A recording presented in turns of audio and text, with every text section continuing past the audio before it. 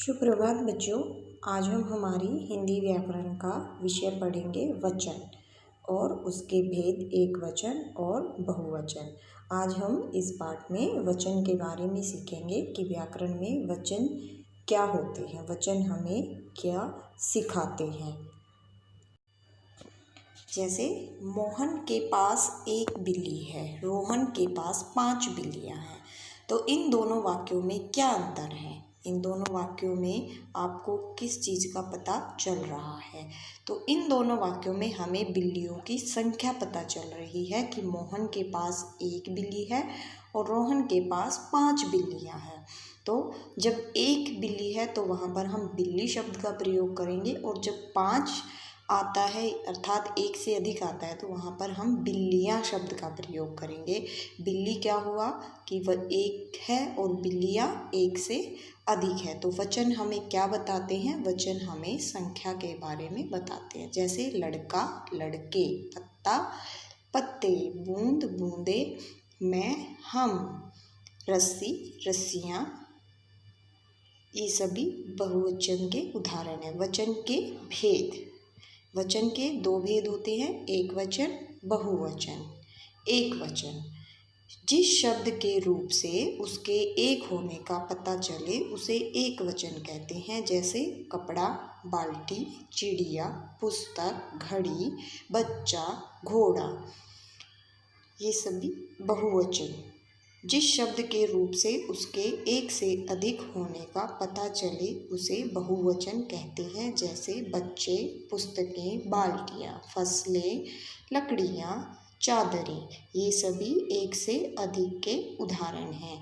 लेकिन हिंदी व्याकरण में कुछ शब्द ऐसे होते हैं जो हमेशा बहुवचन में होते हैं। जैसे मास्टर जी पढ़ा रहे हैं, मेरी माताजी बाहर गई हैं, पिताजी आप कब आएंगे। तो ये सभी हैं तो एक वचन, लेकिन हमने इनके लिए बहुवचन का प्रयोग किया है। अब कुछ उदाहरण है। नल, बादल, आकाश, प्रजा, पाप, क्रोध, प्रेम, चीनी, पराजय। जो शब्द हमेशा एक वचन में रहते हैं हम उनके कुछ उदाहरण देखते हैं। जैसे आकाश में बादल छाए हैं, तो जो आकाश है वो हमेशा एक वचन में रहता है, उसका कभी वचन नहीं बदलता। निर्दलीय नेता का चयन जनता द्वारा किया गया।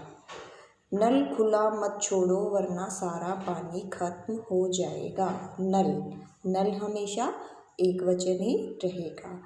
आगे है द्रव्यवाचक, भाववाचक तथा व्यक्तिवाचक संज्ञाएं सदैव एक वचन में प्रयुक्त होती हैं। अर्थात जो हमारे द्रव्य हैं, जैसे सोना, चांदी, जो हमारी धातुएं हैं या जो हमारे तरल पदार्थ हैं, चीनी, तेल, ये सभी द्रव्य होते हैं। भाव अर्थात जो हमारे मन के भाव होते हैं। और व्यक्तिवाचक संज्ञाएं कि किसी व्यक्ति या वस्तु का, जो व्यक्ति का नाम होता है, वो सभी एक वचन में प्रयोग होते हैं। जैसे चीनी बहुत महंगी हो गई है, तो चीनी जो शब्द है वो हमेशा एक वचन में रहता है, उसका कभी बहुवचन नहीं होता। कुछ शब्द सदैव बहुवचन में रहते हैं। जैसे दर्दनाक दृश्य देखकर मेरे तो प्राण ही निकल गए। प्राण, जो प्राण शब्द है वो हमेशा बहुवचन में ही प्रयोग होता है। आजकल मेरे बाल बहुत टूट रहे हैं। बाल, बाल शब्द हमेशा बहुवचन में आते हैं, वो कभी एक वचन में नहीं होते। रवि जब से अफसर बना है तब से तो उसके दर्शन ही दुर्लभ हो गए हैं। दर्शन, दर्शन जो शब्द है वो हमेशा बहुवचन में रहता है। एक वचन से बहुवचन बनाना। लड़का, लड़के, बहन, बहनें, आँख, आँखें, सड़क, सड़कें, पुस्तक, पुस्तकें, बात, बातें, बेटा, बेटे, घोड़ा, घोड़े।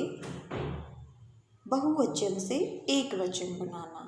केले, केला, कन्याएं, कन्या, कविताएं, कविता, अध्यापिकाएं, अध्यापिका, नदियाँ, नदी, थालियाँ, थाली, अंगूठियाँ, अंगूठी, धातुएं, धातु।